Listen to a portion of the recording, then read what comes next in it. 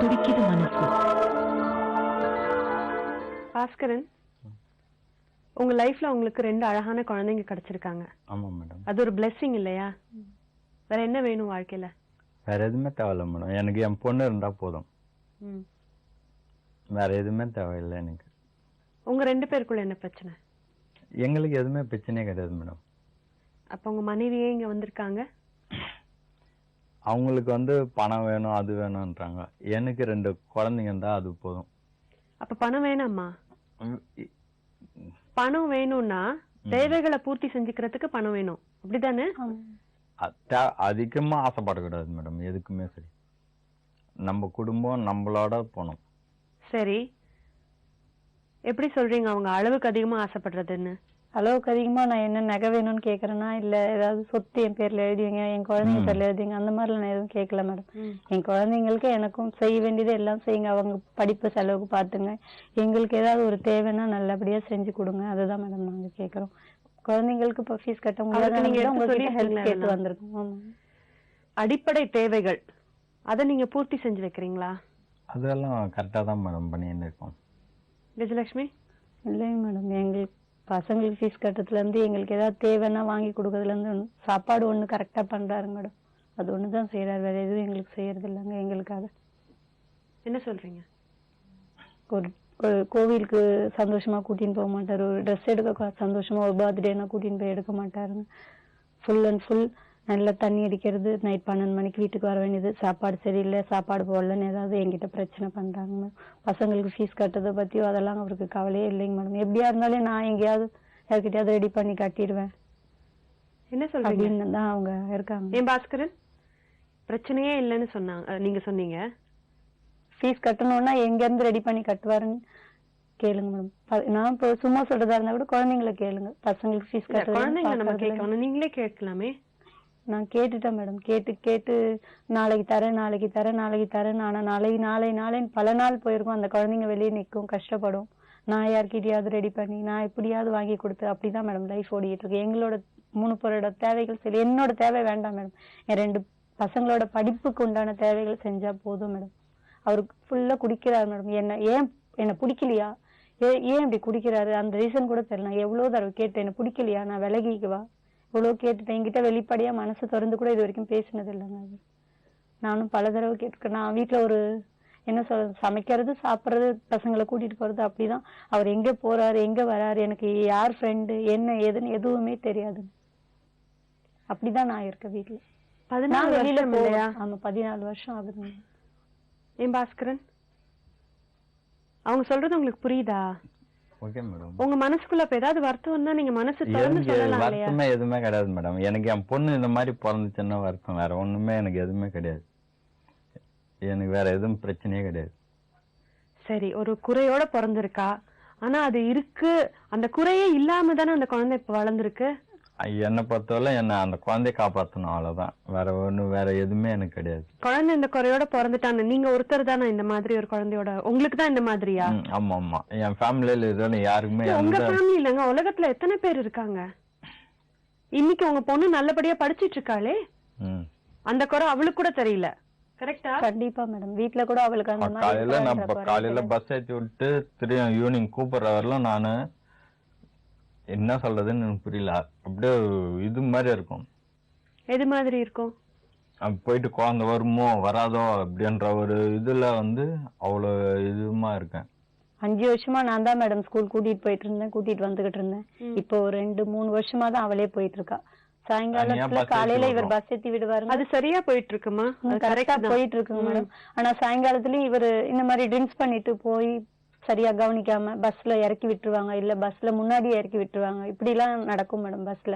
அப்படி இருக்கிறச்சே இவர் கரெக்ட் பண்ணி கூப்பிடுறதில்ல. இப்ப நான் வேலைக்கு போக வேண்டிய சுச்சுவேஷன் இருக்கு எங்க வீட்டுல. நான் வேலைக்கு போகணும், நானும் நிம்மதியா போய் வேலை பார்க்க முடியாது. குழந்தைய கூட்டிட்டு வந்துட்டாரு இவரு, இல்ல விட்டுட்டாரு. ஒரு சமயம் ட்ரிங்க்ஸ் பண்ணிட்டு வீட்டுல படுத்துருவாரு. நான் அலைஞ்சு திரிஞ்சு ஓடுவேன், குழந்தைய காணும். பார்த்தா யாருக்காவது ஃப்ரெண்டுக்கு சொல்லி ஃப்ரெண்டு கூட்டிட்டு. அவங்களோட பயத்தை எப்படி போக்குவீங்க? நீங்க ஒரு மாதிரி சொல்றீங்க, அவங்களோட பயம் எவ்வளவு நியாயமானது. எப்படி மேடம், எனக்கு என் பொண்ணு மேல அக்கறை இருக்காதா? அக்கறை இருக்கிறவங்க குடிப்பாங்களா? அப்ப அக்கறை இருக்கிறவங்க இந்த மாதிரி குழந்தை கரெக்டா வருவா, அந்த டைமுக்கு நீங்க போய் பிக்கப் பண்ண மாட்டீங்களா? என் ஃப்ரெண்ட்ஸ் யாராவது ஃபோன் பண்ணி கரெக்டா கூட்டு வந்துருவாங்க மேடம். உங்களால ஏன் முடியாம போகுது? முடியலன்னா என்ன சொல்றது, அவர் ட்ரிங்க்ஸ் பண்ணிட்டு தான் மேடம் இருக்கிறாரு. எனி டைம் நான் சாப்பிடுவேன், இல்லன்னு சொல்ல மேடம், எப்பயுமே சாப்பிடுவேன். உங்களுடைய பொறுப்புகளை நீங்க ஒழுங்கா பாத்தீங்கன்னா அந்த குழந்தை ஹாஸ்டல் போறேன்னு இப்போ சொல்லிட்டு இருக்கா மேடம். இவர் ஒத்துக்க மாட்டேங்கிறாரு. ஏன்னா பாதி நாள் லீவ் ரெண்டு பேருக்குள்ள நடக்கிற பிரச்சனை வந்து குழந்தைங்க நிறைய லீவ். ஆமாங்க மேடம், நிறைய லீவ் ஆயிடுதுங்க. அவருக்கு எனக்கும் பிரச்சனை ஆயிடுச்சிங்கன்னா அவரு ஸ்கூலுக்கு எடுத்துட்டு போய் ஏத்தி விட மாட்டாருங்க பஸ்ல. ஒரு சமயம் கொஞ்சம் 5 நிமிஷம் 10 நிமிஷம் லேட் ஆயிடுச்சிங்கன்னா பஸ் போயிருவாங்க. அப்புறம் கொண்டு போய் விட மாட்டாரு, திருப்பி வீட்டுக்கு கூட்டிட்டு வந்துருவாருங்க. அக்கறை இருக்கு. அப்பா இப்படி எல்லாம் பண்ணலாமா? பாப்பா லேட்டாலாம் ஏத்துனதே கிடையாது பஸ்ல. நீங்க அது மட்டும் இப்ப சொல்லாதீங்க, அது ஒரு உதாரணம் தான் சொல்றாங்க அவங்க. உங்க லைஃப் as such. நான் 5 வருஷமா கூட்டிட்டு தான் மேடம் போயிட்டு இருந்தேன். அப்ப என்ன இவர் தான் பிக்கப் பண்ணி கொண்டு போய் விடுவாருங்க. காலையில டிஃபன், மத்தியானம் லஞ்சு, எல்லாமே அவளுக்கு தண்ணி, ஏதாவது ட்ரெஸ்ஸஸ், சப்போஸ் யூரின் போயிட்டா இல்ல ஏதாவது அது மாதிரி ஏதாவது எல்லாமே A to Z கொண்டு போய் மரத்தடி நிழல்ல உட்காந்துருப்போம் மேடம். லிட்டில் ஃபிளவர் கான்வென்ட் எங்களுக்குன்னு சில இடங்கள் கொடுத்துருக்காங்க. அங்கேதான் உட்காந்து நாங்க பொழுத போக்கணும். இந்த மாதிரி இன்னும் நிறைய பேரண்ட்ஸ்கள் உட்காந்துருக்காங்க அந்த இடத்துல. அங்கேயே உட்கார்ந்துருந்து அங்கேயே டைலரிங் கிளாஸ் கத்துக்கிட்டு அங்கேயே ஃபேஷன் டிசைனிங் கத்துக்கிட்டேன் நான் அந்த இடத்துலயே.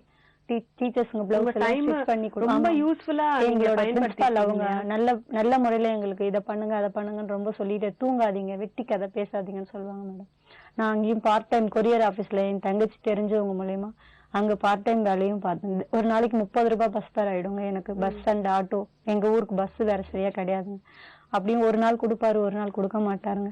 நான் ஒரு பிளவுஸ் ஸ்டிச் பண்ணுவேன், அதை வாங்கி வச்சுப்பேன். அப்படி மெயின்டைன் பண்ணிட்டு தான் நான் வந்துருக்கேன். இன்ன வரைக்கும் எங்களுக்கு ஃபுல்லா கிளீனா பண்ணணும்னு அவருக்கு அது தோணலைங்க. கேட்டா எனக்கு கஷ்டம், நான் குடிக்கிறேன், என் பொண்ணு இப்படி இருக்கா அப்படின்னு சொல்லி அதான் ரீசன். இன்னைக்கு எங்க முன்னாடி நீங்க நேர்ல கேளுங்களேன், அவர் மனசுல என்னதான் இருக்குன்னு அவர் திறந்து சொல்ல. வெளிப்படையா சொல்லவே மாட்டேன்றாரு மேடம். அதுதான் எங்களுக்கு பிரச்சனை. என்னங்க பிரச்சனை உனக்கு சொல்லுங்க. என்ன உனக்கு பிடிக்கலையா சொல்லு, நான் போயிடவா சொல்லு, 2 குழந்தைங்களும் நான் பாத்துக்குவா இல்ல நீ பாத்துக்கிறியா சொல்லு, நான் வேணா விலகிடுறேன்.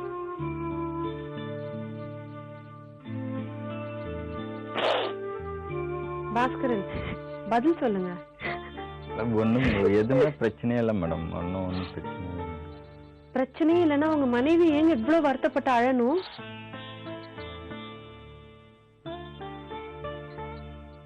அந்த மாதிரி ஒரு வார்த்தை சொல்றதுக்கு பிரச்சனை இல்லாதவங்க சொல்லுவாங்க. எனக்கு செய்ய வேண்டாம் மேடம், என் குழந்தைங்களுக்கு செய்யட்டும் மேடம். அவர் குடிக்கிறத விட்டுணும். அந்த குழந்தைங்க ரொம்ப ஃபீல் பண்றாங்க மேடம். டாடி இல்லாம எங்களால இருக்க முடியாது மம்மி. அவங்க ஃபாதரே ஹாஸ்டல்ல சேர்த்து விடுங்கன்னு சொல்றாங்க. ஆனா இவர் ஒத்துக்க மாட்டேன்றார் மேடம். ஆனா பசங்க வீட்டுல இருக்க பயப்படுறாங்க. எனக்கு வேணாம், நான் ஹாஸ்டல் போறேன், என்னால நல்லா படிக்க முடியலன்னு பொண்ணு சொல்றாங்க. அவ நல்லா படிப்பாங்க.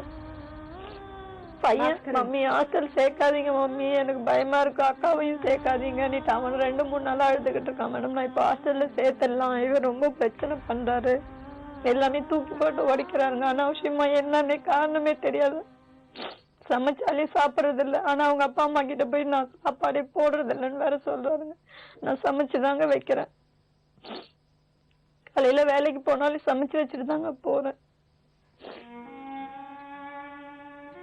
நான் இப்பதான் பியூட்டிஷியன் கோர்ஸ் படிச்சு முடிச்சுட்டு இப்போ ஜாப் ட்ரை பண்ணிட்டு இருக்கேன். உங்களுக்கு வேலை கிடைச்சிரும் இல்லையா? கிடைச்சிருங்க கண்டிப்பா. இப்பதான் கிளாஸ் போய் முடிச்சிருக்காங்க. பாஸ்கரன், என்ன எனக்கு மனசுல இந்த குறை இருக்கு அப்படின்னு நீங்க வாயை திறந்து சொன்னாதான், கஷ்டம் இருக்கு மனசுல வருத்தம் இருக்குன்றீங்களா, அந்த வருத்தத்தை போக்கிக்க வேணாமா? என்கிட்ட இது வரைக்கும் மனசை திறந்து பேசலாங்க. 14 வருஷம் ஆகுது, இது வரைக்கும் அவர் பேசுனது இல்லை. எனக்கு இந்த ஃப்ரெண்ட் இருக்காங்க, நான் இங்க போறேன் இங்க வரேன், நான் வேலைக்கு இங்க போயிட்டு வந்தேன், என் அம்மன் தான் அன்பா கூப்பிடுவாருங்க. நான் இங்க போயிட்டு எங்க போயிட்டு வந்தேன், வெளியே போயிட்டு வந்தேன், அவ்வளவுதான் தான் சொல்லுவாங்க. என்ன உனக்கு என்ன வேணும், உனக்கு என்ன பிரச்சனை ஏதுன்னு இது வரைக்கும் கேட்டது இல்லைங்க. சரி, நான் அவர்கிட்ட தனியா பேசி பாக்குறேன், அவர் என்ன சொல்றாருன்னு பாப்போம். சரிங்களா? சொல்ல துடிக்குது மனசு.